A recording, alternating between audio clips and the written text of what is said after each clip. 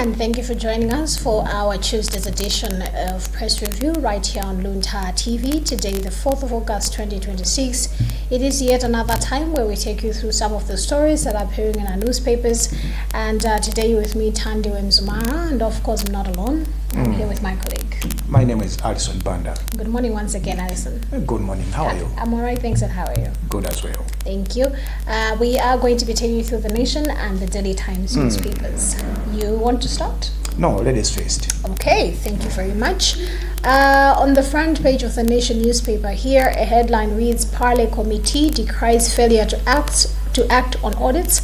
Part of the story reads, Public Accounts Committee, Park of Parliament, has decried the failure by local councils to implement recommendations in audit reports aimed at improving efficiency in service delivery and management of public funds. Park said in a report submitted to Parliament last week that the common governance failures highlighted in audit reports undermine operations of the councils. The report is based on the audited accounts of councils as reported in the Auditor General's report for the financial year that ended on the 30th of June 2023. Zikuoneka kuti maloko council akukanika kukhazikitsa ma recommendations amene report ya Public Accounts Committee of Parliament inapereka. Maboma service delivery, yes. Kawiri tikamanena kuti dziko lupita kutsogolo unduno umene undofunika kwambiri chifukwa unduno umene umayang'ana mmene chitukuko m'madera chikuyendera. One amagwira ntchito ndi mafumu ma DC nawo nzonena kuti zimangofunika kuti pakhale ubale wabwino ndi mmene nkhani ikuyendera. Pakhale ubale wabwino chifukwa chonena kuti mwachitsanzo pali madera ena ngonena kuti phungu kapena kansala akhozopereka ndithu masomphenya nkunena kuti kufunika bridge uku koma akayang'ana ma records koma ang'ana kuti okay tikang'ana uku ndi uku famalo ena ngonena kuti aliso ndi malo ena kuti akhozodutsika koma kwina kulibiretu. So ndimaona ngati kuti njira yabwino nene kuti choyambirira pakhale ubale wabwino pakati pa DC, kansala, MP ndi anthu amene azungulira dera limene lozona ngati kwambiri. So from hearing you right is that what you're saying is that ipenda mwina kukanika kukhazikitsa ntchito zina kapena recommendations zina akhozobwera fa choti ubale wina suli bwino. Ubale wina suli bwino ndikupatsa chitsanzo pakati pa pakhala pali mpungwepungwe mthengenenge nkhani ya CDF kodi azitenga ndi kansala kodi azitenga ndi MP kapena tizikasiya kwa DC nzonena kuti odati waone onsewa ndofunikira pa chitukuko cha madera. Onsewa in fact akutumikira Malawi komanso choyambirira ndimaona ngati kuti one mfundo ndi nzeru za kansala because sitinganena kuti makansala onse ndofanana komabe tikhozoyang'ana kuti kansala wathu wabweretsa madera mufunika zitukuko zotani kansala uyu MP amange zonse pakamodzi. DC ndi amene amadziwa zonena kuti dera lamene akulitchulali kuli divuto lakuti. So ndimaona ngati kuti it's a teamwork yonena kuti unduna umene ndithu wa maboma ang'ono ukhale pasi pakhale ubale wabwino kuchokera ndithu kwa nduna ndi onse amene amagwira nawo ntchito musimu adzimvana chinthu chimodzi futi pali nthawi zina timapeze kuti chitukuko china chimafunika dera lina choti alibiretu kena kalikonse chimafunika kumene kuja sitidapatse tapititsa kulera lina alikale nkuthekera. Then ndimaona ngati kuti patakhala ubale wabwino mwina kapena zikhozomayenda bwino. Yes, on the front page. On the Daily Times there is a story. Murderer grips Kabaza trade. What was meant to ease mobility challenges has instead exposed many Malawians operating motorcycle taxis, popularly known as Kabaza, to theft and deadly attacks. The business, which gained popularity about 14 years ago, has led to the importation of thousands of motorcycles into the country. Lilongwe is among the districts that are mostly affected by Kabaza operators. Nkani yomvetsa chisoni chifukwa chonena kuti takhala tikumva azathu akabaza akhala kuti thandiza mwina pochepa kamene akhala nako kuti tichoke malo amodzi kukafika malo ena amatitenga mwina pakamtengo kochepa koma paja awezera kuphedwa akuchitidwa chipongwe yakula ndi nsanje. Ino ndine ndinali mamapa morning live timanena kunena kuti kawiri tikamona nzathu zokumuyendera anthu fesi timanza bwino malo moti timusapote maona tikumpanga chipongwe nkhani iyo ikukamba kunena kuti ambiri oyendetsa njinga za moto akuphedwa akuberedwa njinga kuchidwa chipongwe kumene and nkhani yake timakhala momutenga kuti mundiperekeze mukandisiye kwakuti mukuchita kudziwa kuti plani yanu kumene mukupita kuti ufuna mfano mukambere njinga ija mukamphere mukamuphaso munthu uja ndimvetsa zomwe zili zinthu zofetsa chisoni kwambiri chifukwa mpaka anthu nkhaniyo as it rightly says kunena kuti mmene njinga za moto zimabwera mdziko muno anthu ena they felt relief to say chifukwa mini basi simafika kuna kuli wonse njinga za moto zimakafika njinga za moto zimakafika ndithu zimayesesa kukafika ndithu pamene gali moto singakafike koma tipezeke soti tuchita na chipongwe ndikuona kuti sikugwirayi komanso tikaona mwina ndi achigalu umene akambira amene wandithu amene ali mneneri wa makamaka polisi ya kuno ku Lilongwe akukamba zonena kuti anthu 7 pa masiku 7 apitawa anthu 7 pa masiku 7 apitawa ndamene amwalira kale nawo yukanisi kunena kuti akapanga kompailo kuchokera January kudzafika panopa tipeze kuti amwalira anthu angati anjinga za moto andikawiri panopa zimaopsa zonena kuti tikangova kuti wanjinga ya moto sakupezeka tumakhala ndi nkhawa zonena kuti kodi abwereko moyo kumene wapitako so I think ndi nthawi yonena kuti mwina ku nthambi ya zachitetezo kumene koko ndithu atiunikire atithandizire kuti zikuyenda motani. I think esa nakupatseni kumene koko paliso nkhani inaso yonena kuti mwina tikepo momo akuti AG orders Lindian to upgrade mining license. Pressure is mounting on the Lindian Resources Parliament pushing for the company to upgrade its mining license. At Kangakude Rare Earth Project in Balaga, the Office of Attorney General has directed that the company to upgrade its medium-scale mining license to large-scale license, warning that it risks closure if it continues large-scale mining operations.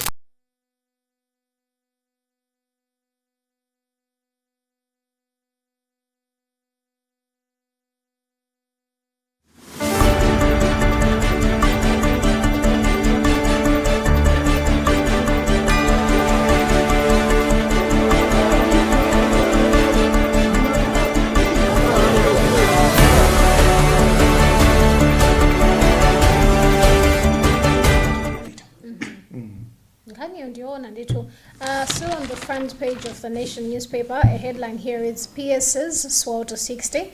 Part of the story, rather the subheadline reads OPC says some additions were necessitated by need.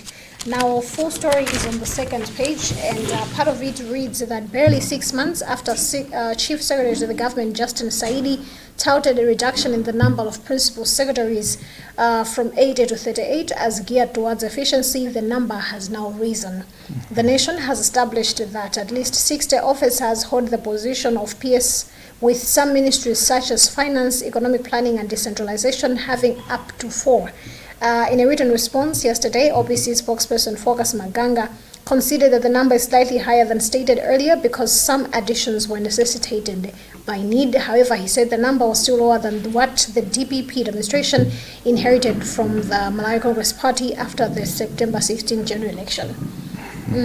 Anajoka from 80 kutsitsa kubula pa 38 aba kwelaso afika pa 60 and akuti maunduna ena monga undunaona za finance mpaka mabisi folo and we have seen even in the Ministry of Health mabisi alipo angapo. I think bendi nkhani yonena kuti nthawi zina tikamangana kuti ngati tufuna kupanga recover economy fatili munyengo yonena kuti tikumamva kuchokera makamaka kunduno mene waza chuma akumanena kuti tikudutsa munyengo yonena tipange recover economy yathu.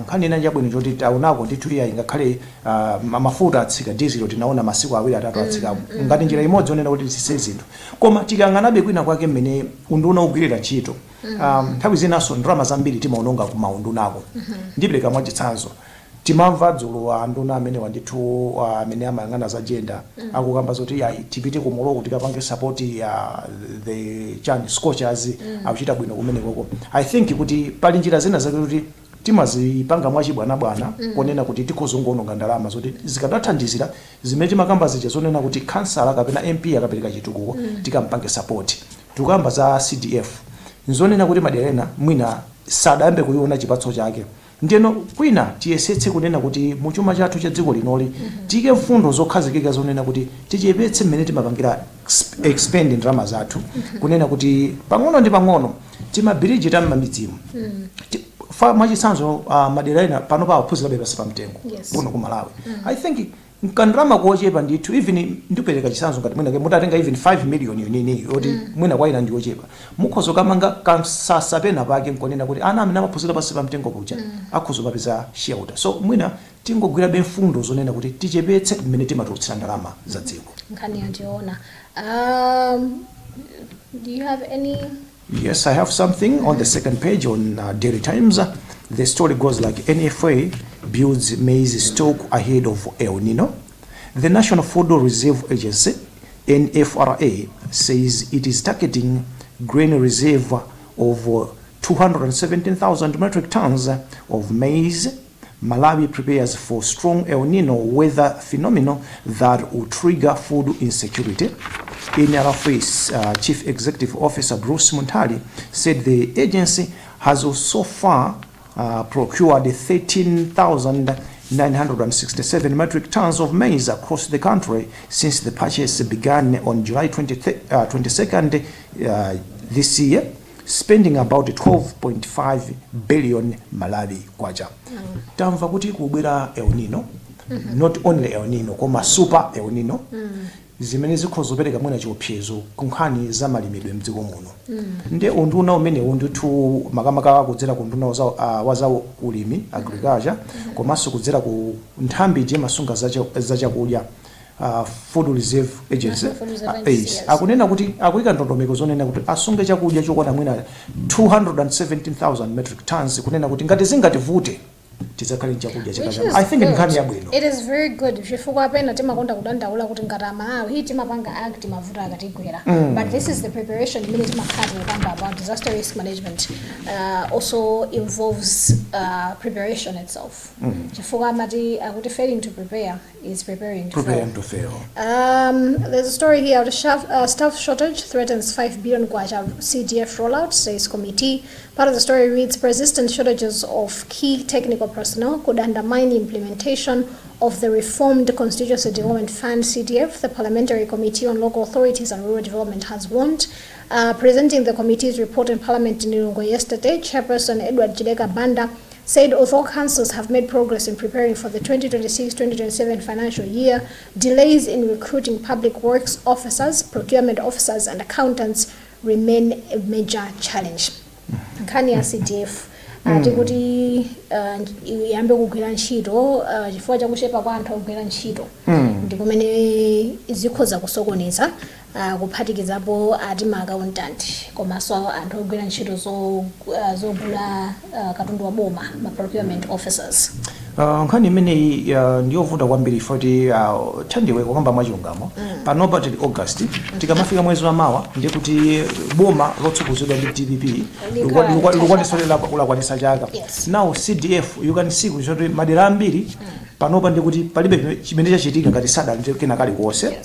Palibe chitukuko chimene chachitika. Now the problem is anthu akudera kumene kujako akudana ndi makansala, akudana ndi ma MP, even iso kudana ndi boma kumene chifukwa chonena kuti CDF yo imafunika kuti iyambe kugwira ntchito for madera ena pakadali panopa mvula sipanganika. Misewu ina imafunika akadapanga panopa kuti dzuwa kouma bwinobwino nkunena kuti ground likhalira bwinobwino misewu imene ikadabwino ikangwamba mvula ulu CDF itati yabwira misewu imene ivuta kuti ayikoze.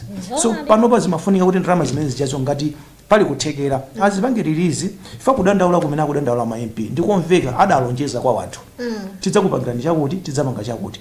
Nawo nzovuta zonena kuti ndi mmene chuma cha dziko lathu likuyendera kuti munthu azitenga ndalama ya mthumba komanso sikuti osali ndalama mthumba mwawo kuti akhoza kupanga chitukuko mwina ena ali kuthekera koma tikangana tikadangopempha bebu boma munjira zimene adayikazo zonena kuti mwina ngati pali zothina nzina atakhala pasi ngati aphungu a nyumba ya malamulo asadamalize tudziwa awonjezera masiku asanamalize akhale pasi nkukambirana nkunena kuti tingapange motani kungokoka kuti tiyambire apa pakwina kuti dzakambirana tikamadza kumananso rather than panopa kungokhala kwa itifaka ngosiyana aphungu apa pamo ndi kuti CDF ikhala chete. Yes.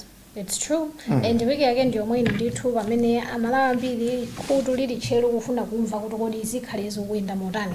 Like you rightly said, and chaka ndechaenda mwachangu, because like you said, this is August, September. Malawians voted on the 16th of September 2025. Already tikhozonena kuti we are going to be clocking a year. And I remember, if my memory serves me right, the president of the DPP-led government was sworn in October. And shortly, and I think I should go to the fourth page in the Daily Times. There is a story, graduate teachers praise for release of certificates. Primary school teachers who graduated under initial primary teacher education 19 have praised frustration over the delays by the Malawi National Examination Board MANEB in ensuring their certificates. The teachers have written to MANEB demanding the release of the certificates, saying the delay is denying them employment opportunities. In a letter addressed to MANEB, they say that despite completing their final year teachers training examination in December last year, they have to receive certificates. Now nkhani njonena kuti aphunzitsa kudandaula kuti adamaliza maphunziro iwo kalekale koma sakuwapatsa chitupa chimene chimavomereza kuti akhozokapeza ntchito. And pano pajasigwirayi sizotunga kangotsekula kasukulu kako ndi mlandu. Ndi mlandu. As a matter of fact umafunikaso license for you to be teaching. So without a certificate, because certificate at least imapukhala ngati umboneti kunena kuti iwe ndi maphunziro amene unena kuti walemba kuti unaphunzira umboni wake ndiwo. Ndizinthu zovuta kwa basi chifukwa mind you anthu they've gone through school. Anapita ku school koma ena umakanika kuti apanga apply bwanji sangamanena kuti upange atachi mambapela ako amene unaphunzira ndi zina zotero, so apanga bwanji atachi ngati sakulandira ma certificates. I think kuti I don't know kuti vuto ndi chani koma I think ku school kuliwonse munthu akamamaliza it's automatic umafunika kuti ulandire mapepa lako. As you graduate. Yes, as you are graduating, you have to receive your papers. Ngati umboni onena kuti udapita di ku school imeneyo komanso uli ndi kuthekera. Let's go to the... Okay, I'm going to the business page. The headline here is Government tightens rules on promissory notes. New guidelines state minimum threshold at 300 million Malawi kwacha.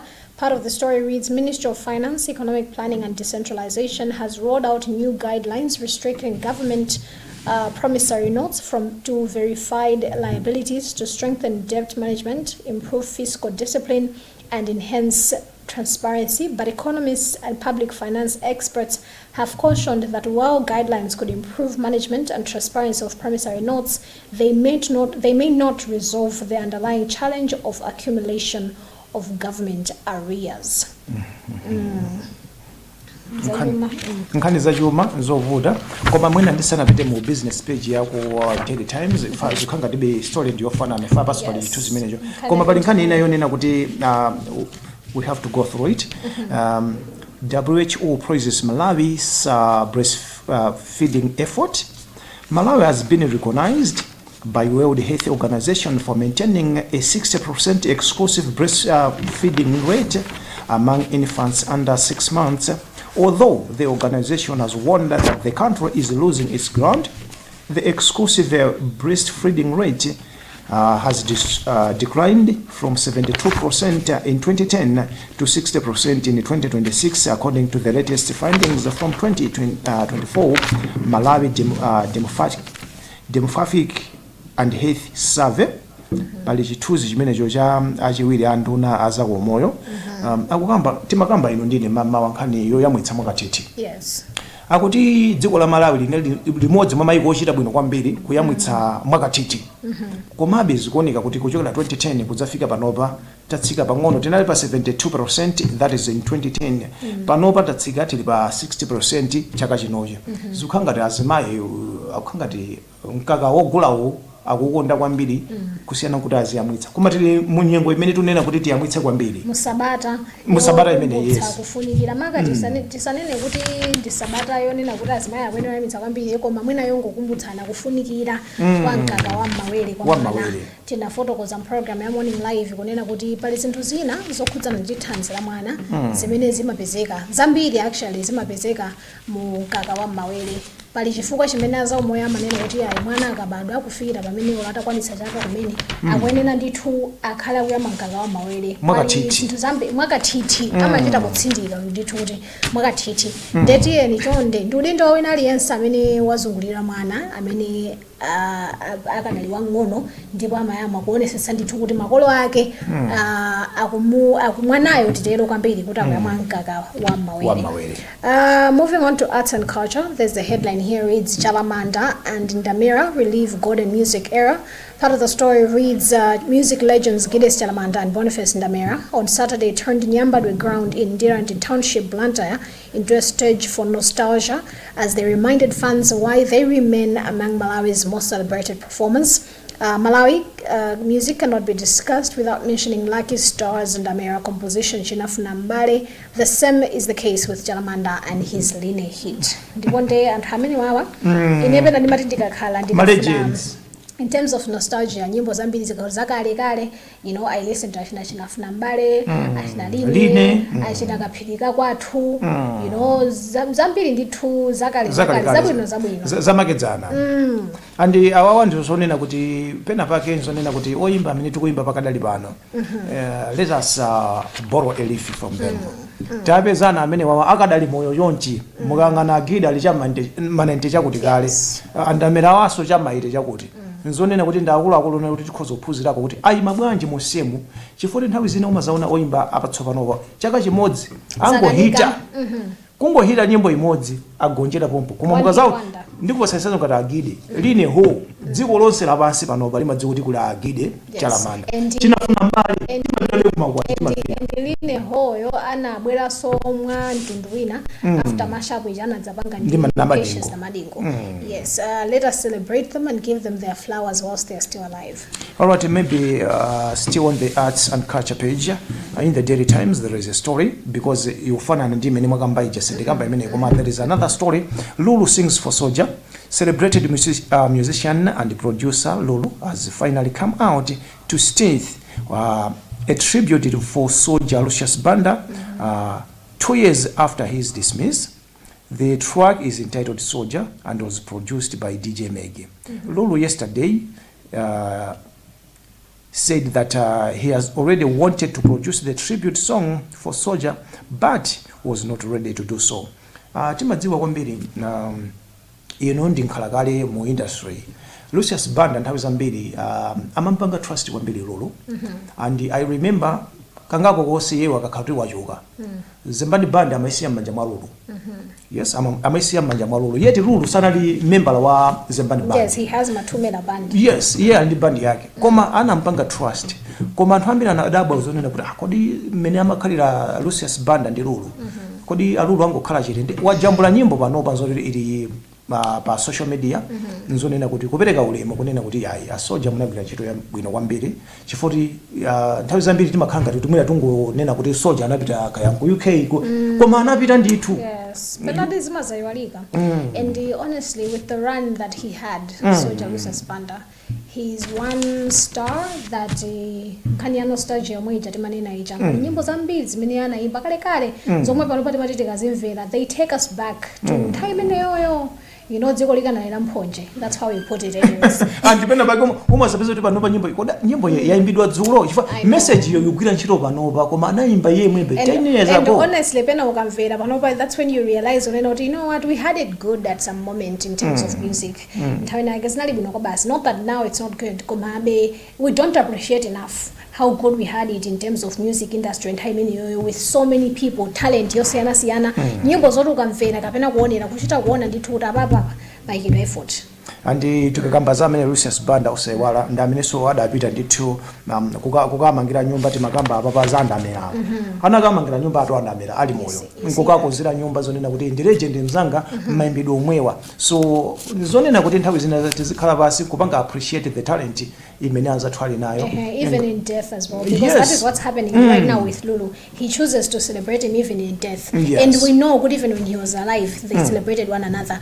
As we see time is running, we go to the back page. One story here, the headline reads Perfect Run scorches one of 3 teams with straight wins, and the full story is on page 31. Part of it reads, the Scorchers are one of just 3 out of 16 teams to have won both their first 2 group matches at the 2026 Women's Africa Cup of Nations WAFCON in Morocco. Following the completion of match day 2 on Sunday evening, the Malawi national women's football team hosts Morocco's Atlas Lionesses, and Cameroon's Indomitable Lionesses stand proudly as the only teams with a 100% winning record going into the final round of matches. Malawi, who topped Group C with 6 points, beat holders and 10-time winners Nigeria's Super Falcons 3-2 in the debut at the Continental Showpiece before seeing off Egypt's Cleopatra 3-1. Nkhani yabwino kwambiri fankhani imene sikusiyana ndi as Malawi because of the Scorchers, and you have to be proud of that. We have to be proud. This weekend I was privileged to put in time in Scorchers in Maseo and Egypt's Cleopatras, the Maonera, you know, and most Malawians were like, why is it that as a country we can't invest much money in more Scorchers the same way we do Flames? And in Nanina, I have been saying this for a very long time. And if you, I don't know if you remember what, Alison, but I have said this, I've mentioned it several times. I remember that time. I think we also need to put in more effort in funding Scorchers, apart from Winaga suggestion, many Parliament, visiting them. That money can be used to fund them, in my opinion. Yes. You understand? And, in my opinion, how about we use that money to add on allowances, because let's be honest, even allowances are masiana. Komanso mwina kungoyikapo mulomo pankhani imene ifa ikufanana ndi ngotengera kunkhani yanu ukususitikwera koso zikufanana nkhanizo koma nkhani ndionena kuti they have been motivated but still more tikhozo chitaso chifukwa mwachisanzo zoneti akawina iwo panopa they are getting 2 million MK they are getting 2 million but still more tikhozo banga invest chifukwa chonena kuti one group imene it's a little bit tricky chifukwa chonena kuti tili ndi 6 points, Nigeria ndi 3 points, Zambia ndi 3 points, Egypt yokha ndi imene taipanga kali kuti palibe chimene chingachitike. Now zonena kuti Malawi tukumana ndi neighbor wathu Zambia. Nthawi zambiri tikakumana. That's tomorrow 10 o'clock madzulo. Now zonena kuti it's a tricky fixture. Zonena kuti if what we want is just a point. Zonena kuti tipange maintain position yathu yonena kuti tikhalebe number 1. Chifukwa tikakhala number 1 tikamapita kuno kwa kuti stages tikakhala ndi a little bit maybe mwina opanga nayi compete wamphamvu zocheperapo rather than kunena kuti wina akhale pa number 1 kumene koko iye akhoza kapeza kuti wapeza so weaker opponent ife tifunika tikhalebe pa number 1 ndi Zambia njo kuti 1 tikangopeza 1 point tipanga draw then pali nkhondo pa imene ikhoza kuchitika mu group imene ifoti timu imene ya Nigeria ikumana ndi timu ya Egypt Egypt zawo zadakale tikozo khala kuti mwina make mwina sapita ndi energy yambiri koma nzonena kuti Nigeria ikakachinya zigoli zambiri ife tili pampeni ndiye kuti tikozopeza kuti tili pa second position ngati tonse koma here if Zambia beats us Nigeria ili pampeni. No, it's like all about it is effective in this zigoli tili ndi positive 3 zigoli zathu. Of course. Nigeria ilibe zigoli. Koma atati mwina mwake ndi mmene ikusewera Egypt. Aichinya zigoli so mwina ke 6. True. Wait, you can see these zigoli zawo zikhala zamphamvu. Tikhala 6 points tonse koma zigoli zawo zambiri. Chimodzimodzi Nigeria itatene kuti yachinya zigoli zawo zambiri. Kwa ifeyo atichinya zigoli zambiri. Ikhala zigoli zambiri fa ilikale ku positive 5. Okay. Mu group yathu Zambia inde ili kumusi koma ndi zigoli zambiri kuposa matimu to 7. So ndi nthawi yonena kuti ife tisakagonje. A draw is the best result that we can get. So a draw or a win? A draw or a win. Komabe ndi mmene timu yathu ilili ifeyo a draw sili kuifuna we'll go for a win. Of course. And of course all the best to the Scorchers and congratulations as well. I'm going to clap hands for them because I've always said several times I think we need to put in more effort to the Scorchers as much as we do to the Flames. Akangota wina mawa tizabwera morning live titavala majezi. Okay. Kuti you mean mudzabwera morning live ya Thursday mutavala jezi. Titavala jezi pano sanga asungwa ndatu sawo ndichitsa manyazi. Honestly. Azibambo atipangaliti down nthawi yaitali. And they never really have. Chabe kuti I don't know whether is it that and to sit mapanga pay attention it's now that we are with the international scene so much and then now we are starting to pay attention but this has been happening for the longest of time. Scorchers never disappoint us. Another good thing there is this lady Asimenye Simwaga so talented. Ama tamanga ama menya tennis amamenya volleyball amamenya football Okay. ndeno anali ku Commonwealth Games kumene koko ndithu amathamanga wagonjera mu semi-finals atangogonja kumene ku anakana zonse sindikupita ku nyumba ndikupanga join anzanga wapita ukapanga join dzulo wapangaso training ndi mmodzi somwe asikana odalika amaswera kwambiri chakumbali chapakatipa. So you see we have talent so much in Scorchers and we are sure zonena kuti iyeyo inde awapeza anzake atamba kale ntchito koma we are expecting zonena kuti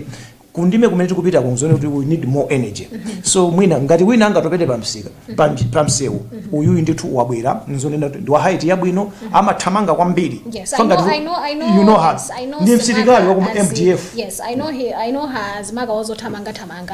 Yes, nthawi ndi yatithera ife titsanzike pano ndaona 9:30 yalutsakale. Tithokoze kwambiri kuti munali pamenepo kuonera program ya press review ya lero lachiwiri pa 4 August 2026 mongo kumbutsana kunena kuti sitimakwanitsa kuwerenga nkhani zonse zimene zalembedwa mu newspaper.